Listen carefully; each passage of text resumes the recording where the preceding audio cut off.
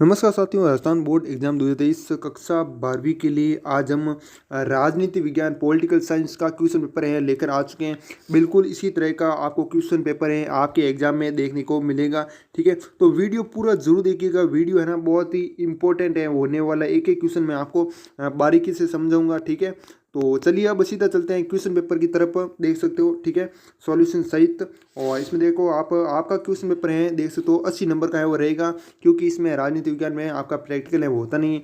और टाइम है वो आपको 3 घंटे 15 मिनट दिया जाएगा और ये निर्देश है वो पढ़ लेना। ठीक है, तो हम चलते हैं सीधा क्वेश्चन की तरफ। खंड अ देख सकते हो, बहुविकल्पी प्रश्न है। इसमें पहला प्रश्न है आपका, South East Asian Treaty Organization है ना, मतलब सीटो, इस सीटो की स्थापना है वो कब की गई। ठीक है, तो हमें सन बताना है और इसमें कौन कौन से देश हैं इसके सदस्य हैं वो भी हम बताएंगे। ठीक है, तो 1954, 1955, 1950 या फिर 1952। तो सीटो की स्थापना है वो आपकी 1954 में हुई थी। ठीक है, ये आपको याद रखना, ओ ऑप्शन करेक्ट हो जाएगा। और यह संगठन पूंजीवादी खेमे का एशिया में सैन्य संगठन था। इसमें है ना अमेरिका है, फ्रांस है, ग्रेट ब्रिटेन है, न्यूजीलैंड है, फिलीपींस है, थाईलैंड है, पाकिस्तानी ये भी सदस्य हैं वो थे। ठीक है, तो ये आपको याद रखना। अगला क्वेश्चन है आपका, सोवियत संघ का गठन कितने गणराज्यों को मिलाकर है वो किया गया था। 12 गणराज्य, 13 गणराज्य, 15 गणराज्य या फिर 16 गणराज्य। ठीक है, तो सोवियत संघ का गठन पूर्वी यूरोप व मध्य एशिया के 15 गणराज्यों को मिलाकर है वो किया गया। ठीक है, और इसके गठनकर्ता मतलब इसके गठनकर्ता हैं वो कौन थे। ठीक है, किसके, सोवियत संघ के। ठीक है, तो इसमें बात करें तो आपको इसमें नाम है वो याद रखना, क्या, व्लादिमीर लेनिन। क्या याद रखना, व्लादिमीर लेनिन है इसके गठनकर्ता है वो थे। ठीक है, ये आपको याद रखना। अगला क्वेश्चन है आपका, चलते हैं नेक्स्ट क्वेश्चन। मालदीव किस वर्ष लोकतंत्रात्मक राष्ट्र है वो बना। 1963, 1968, 1970 या फिर 1975। ठीक है, तो बात करें मालदीव 1968 में। ठीक है, कब, 1968 में ऑप्शन है वो राइट हो जाएगा।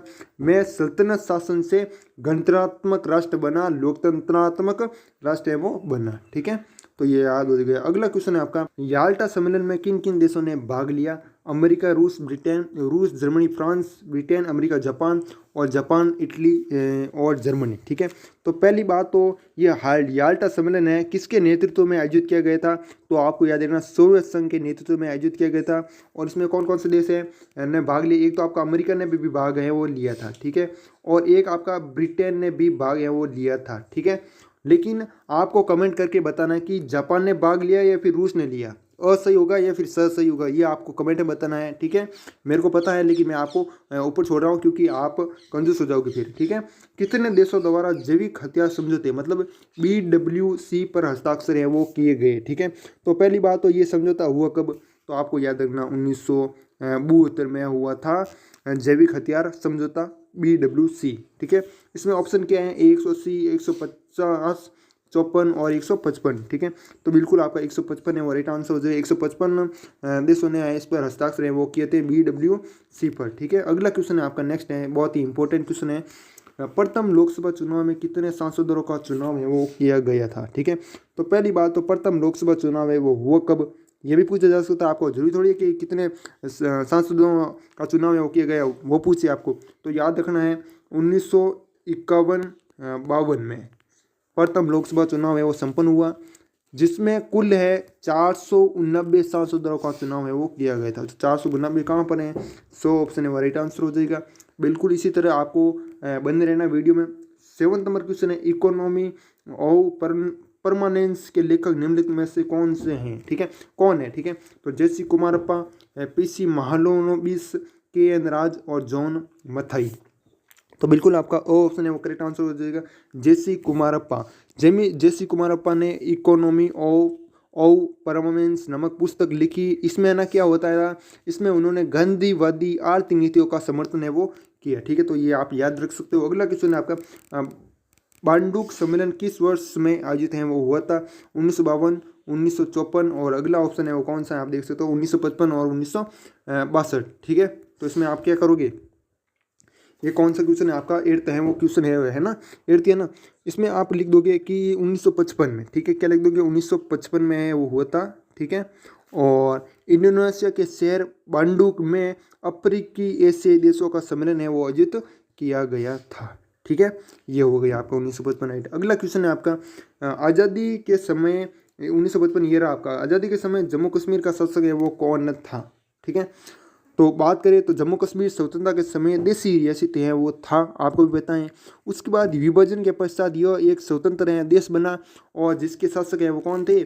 हरि सिंह थे। ठीक है, तो बिल्कुल आपका वो ऑप्शन राइट हो जाएगा, 1 नंबर आपको इसमें मिल गया होगा। अगला क्वेश्चन है 16वीं सदी में बने बाबरी ढांचे को अयोध्या में राम भक्तों ने कब गिराया? 15 दिसंबर 1991, 10 दिसंबर 1992, 6 दिसंबर 1992 या फिर 6 दिसंबर 1990 को। ठीक है, तो ये बाबरी ढांचे को अयोध्या में राम भक्तों ने कब गिराया था? 16वीं सदी में। ठीक है, तो कब गिराया वो हमें डेट है वो बतानी है। तो बिल्कुल आपका 100 ऑप्शन है वो हो जाएगा 6 दिसंबर 1992 में राम भक्तों ने अयोध्या में विवादित ढांचे मतलब बाबरी मस्जिद जिसको कह सकते हो आप उसको है ना गिरे है। ठीक है, तो बिल्कुल आपका 100 ऑप्शन हो गया। अगला क्वेश्चन आपका 11वां क्वेश्चन है निम्न में से किस राजनेता ने संपूर्ण क्रांति का आह्वान क्या है किया था? तो किसने किया था संपूर्ण क्रांति का आह्वान? जयप्रकाश नारायण, जॉर्ज फर्नांडिस, चारू मजुमदार, इंदिरा गांधी। ठीक है, तो बिल्कुल आपका ऑप्शन हो जाएगा जयप्रकाश नारायण, है ना। अगला क्वेश्चन है आपका सेंट्रल टीटी ऑर्गेनाइजेशन मतलब सेंटो। एक तो आपका एक और क्वेश्चन था जो कि क्या था आपका ऊपर देख सकते हो सीटो। सीटो अलग हैं और सेंटो हैं वो अलग है। ठीक है, तो सेंटो की स्थापना है वो किस वर्ष है वो की गई थी तो वो हमें बताएंगे, तो वो आपका हो जाएगा 1955 है वो राइट आंसर हो जाएगा। सेंटो की स्थापना हुई, इसका पूरा नाम क्या था? बगदाद संधि था पूर्व नाम, मतलब इससे पहले नाम क्या था? सेंटो नाम तो बाद में पड़ा। ठीक है, पहले नाम था बगदाद संधि।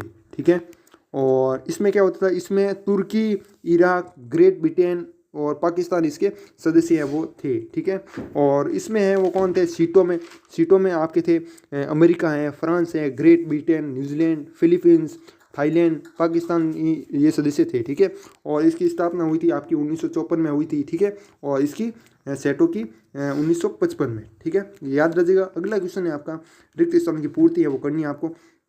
इसमें क्या दिया रिक्त स्थान की पूर्ति? पहला है आपका 1961 में क्यूबा में अमेरिका द्वारा प्रायोजित आक्रमण है वो था। क्या आक्रमण था हमें इस रिक्त स्थानों पर बढ़ना है? बे ऑफ पिग्स, इसमें लिखेंगे, एक मिनट रुकना, यहाँ पर लिख देंगे। ठीक है, बे ऑफ, ठीक है, और पिग्स थोड़ा टाइम लगेगा लेकिन मैं आपको समझा रहा हूँ। बे ऑफ पिग्स है वो राइट आंसर हो जाएगा। अगला क्वेश्चन है आपका का गिरना शीत युद्ध के अंत का प्रतीक था? किसका गिरना?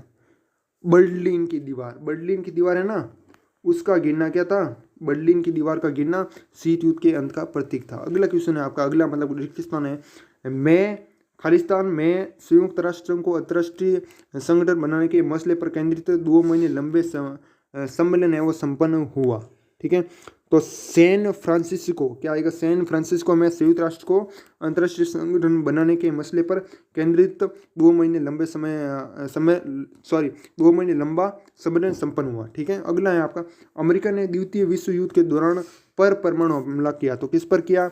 ये आप सभी को पता है, जापान पर। किस पर? जापान पर हमला किया, परमाणु हमला। अगला क्वेश्चन आपका सोवियत संघ की तरफ भारत के योजना आयोग ने भी योजनाओं का विकल्प है वो चुना। कौन किस योजना? पंचवर्षीय, जो पंचवर्षीय योजना है उसका विकल्प है वो चुना। ठीक है, योजना आयोग ने भी। ठीक है, अगला है हिंदुत्व अथवा हिंदूपन शब्द को ने गढ़ा था? किसने गढ़ा था? वी.डी. सावरकर ने। किसने? वी.डी. सावरकर, ये आपका राइट आंसर हो जाएगा। अब इसी प्रकार हम आगे चलते हैं, बिल्कुल इसी तरह आप बने रहेगा अच्छे तरीके से। अब है बहुत ही क्वेश्चन इंपॉर्टेंट है वो आ चुके हैं। ठीक है, इसमें क्या दिया? अति लघुत्तम प्रश्न है चेकोस्लोवाकिया के जन आंदोलन को कुचलने में किस सोवियत नेता की भूमिका है वो थी? उस नेता का नाम बताना है। तो हम लिख देंगे, क्या लिख देंगे? ब्रेजनेव, इसकी भूमिका है वो थी। ठीक है, ब्रेजनेव ने चेकोस्लोवाकिया के जन आंदोलन को कुचला। यह आंदोलन पूंजीवाद से प्रेरित था। ठीक है, तो अब है नेक्स्ट क्वेश्चन आपका स्वतंत्र राष्ट्रों का राष्ट्रकुल CIS की घोषणा है वो किसने की? तो ये बात है आपकी दिसंबर 1991 में सोवियत संघ के विघटन के साथ ही रूस, यूक्रेन और बेलारूस ने स्वतंत्र राष्ट्रों के राष्ट्रकुल की घोषणा है वो की थी। किसने की? सोवियत संघ के विघटन के साथ ही रूस है आपके, यूक्रेन है, वो होगा आप राइट आंसर। क्या होगा? रूस, यूक्रेन व बेलारूस ने। कब है? दिसंबर 1991 में। ठीक है, अगला क्वेश्चन आपका, अमेरिका के वर्ल्ड ट्रेड सेंटर पर आतंकी हमला है वो कब किया गया था? तो आपको याद रखना 11 सितंबर 2001 पर, 2001 हो जाएगा आप राइट आंसर। अगला क्वेश्चन आपका, 1992 में संयुक्त राष्ट्र का पर्यावरण और विकास के मुद्दे पर केंद्रित एक सम्मेलन ब्राजील के रियो डी जनवरी में हो, इसे क्या कहा जाता है? ठीक है, तो इसे क्या कहा जाता है? तो इसे आपका बिल्कुल पृथ्वी सम्मेलन कहा जाता है। क्या कहा जाता है? पृथ्वी सम्मेलन है वो राइट आंसर हो जाएगा। अगला क्वेश्चन आपका, दलित पैंथर्स का गठन कब और किसके द्वारा है वो किया गया था? तो दलित पैंथर्स का गठन है महाराष्ट्र के दलित युवाओं के द्वारा। कहाँ, किसके द्वारा?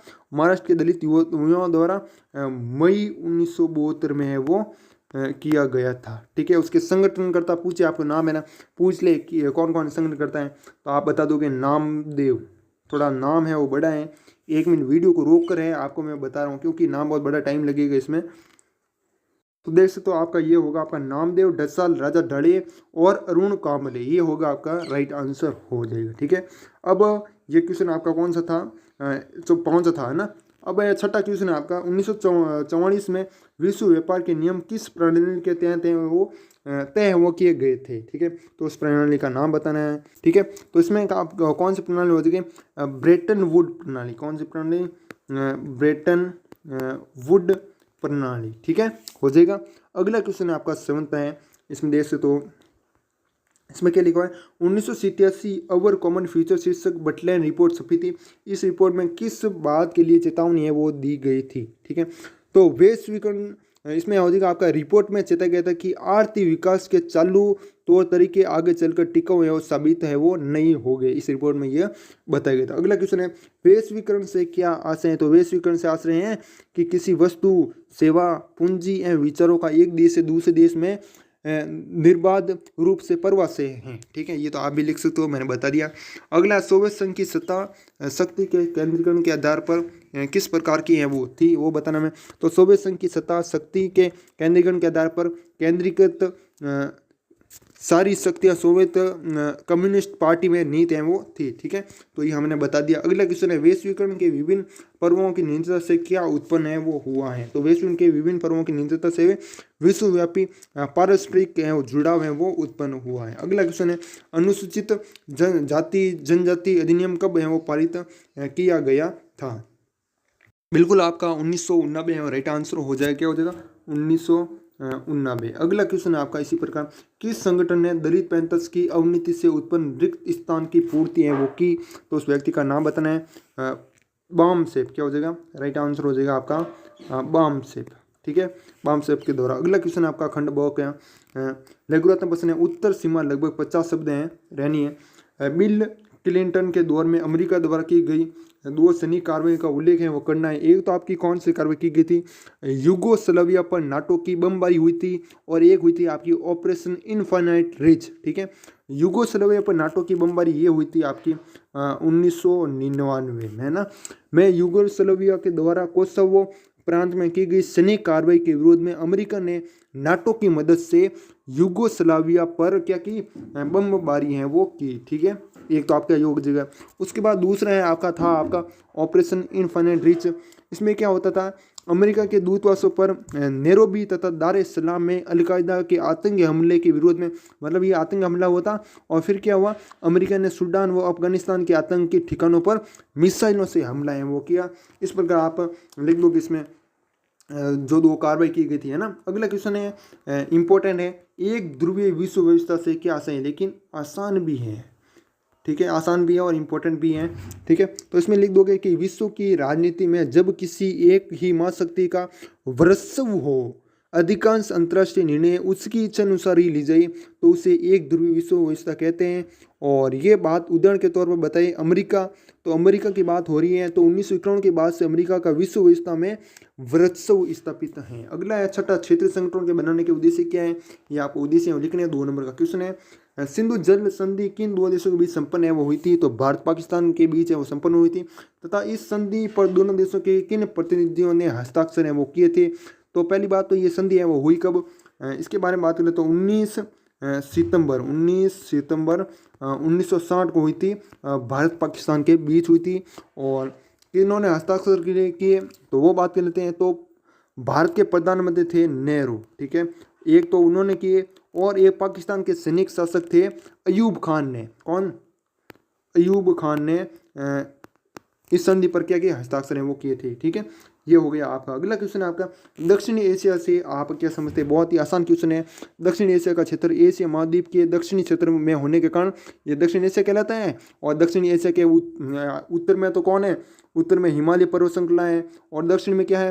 हिंद महासागर है, और पश्चिम में क्या है? अरब सागर है, और पूर्व में क्या है? बंगाल की खाड़ी है, ठीक है, याद रह जाएगा। इतना आसान क्वेश्चन है, इससे आसान है वो कुछ नहीं हो सकता।